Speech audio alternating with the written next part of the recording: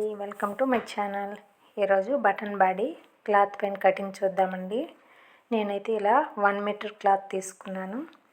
మనం ఇంతకుముందు బుక్లో రాసిన కొలతలండి. అదేవిధంగా మనం క్లాత్ పెన్ ఎలా కట్ చేయాలో చూపిస్తున్నాను. ఇలా 1 మీటర్ క్లాత్ తీసుకుని ఈ ఓపెన్ సైడు చూడండి, నేను ఎలా అయితే మడుస్తున్నానో ఈ ఓపెన్ పీసు ఇది రెండు ఒకే పక్కన వచ్చేలాగా చూసుకోవాలి. ఎందుకంటే ఇది 1 మీటర్ క్లాత్.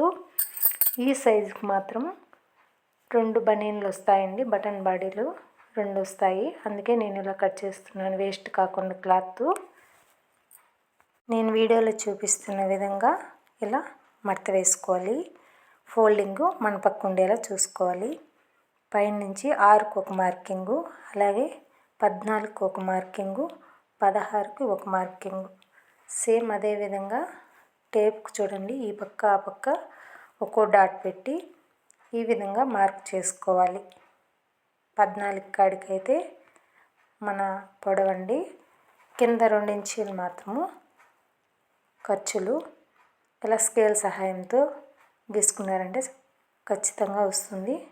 నేను మీకు అర్థం కావడం కోసము ఇలా నెంబర్ కూడా వేస్తున్నాను. తర్వాత వెడల్పు అండి. వెడల్పు ఖచ్చితంగా ఇది 10 ఉంది. చూడండి, నేను ఈ వెడల్పు 2.5, 5.5 ఉంచాను కదా. అదేవిధంగా పైన కింద కూడా అదేవిధంగా మార్క్ చేసుకుంటే చూడండి, ఈ విధంగా స్కేల్ సహాయంతో ఇలా గీసుకోవాలి. అలాగే సంఖ భాగంలో 1.5 అంటే 1.5 ఇంచి ఇక్కడ మార్క్ చేసుకొని ఇలా క్రాస్గా తీసుకోవాలి. చూడండి, ఈ విధంగా మీకు అర్థం కావడం కోసం చూపిస్తున్నాను. చూడండి, ఇది మొత్తం 10 ఇంచీలే ఉంది వెడల్పు. ఏమాత్రం వేస్ట్ ఏం లేదండి. చూడండి, ఈ విధంగా ఉంది. వెడల్పు 10, చిన్న వెడల్పు 2.5 ప్లస్ 5.5. ఇప్పుడు మన ఫ్రంట్ పార్ట్లో పొడవండి 6.5. 6.5కు మార్క్ చేసుకొని ఈ విధంగా గీసుకోవాలి. ఈ మార్కింగ్తో మనకు కొలతలన్నీ కంప్లీట్ అండి. ఇప్పుడు కత్తెరతో నేను వీడియోలో చూపిస్తున్న విధంగా ఇలా కట్ చేసుకోవాలి. సైడు జాయింట్ ఉంది కదండి, ఒక మడత. ఎందుకంటే ఇవి 2 బటన్ బాడీలు, అందుకే అక్కడ జాయింట్ వచ్చాయి. చూడండి, అక్కడ ఓపెన్ చేసుకోవాలి. తర్వాత ఇలా ఫ్రంట్ పార్ట్కు కట్ చేసుకోవాలి. తర్వాత మనము ఫ్రంట్ బ్యాక్ 14 కాడ కటింగ్ ఇచ్చుకొని మనం ఫ్రంట్ బ్యాక్ సపరేట్ చేసుకోవాలి.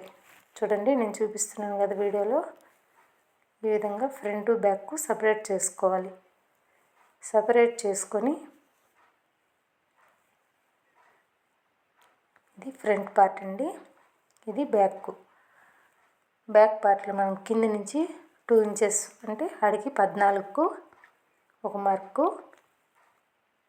తర్వాత మన సైజు బట్టి బ్యాక్ మన సైజు బట్టి తీసుకోవచ్చండి.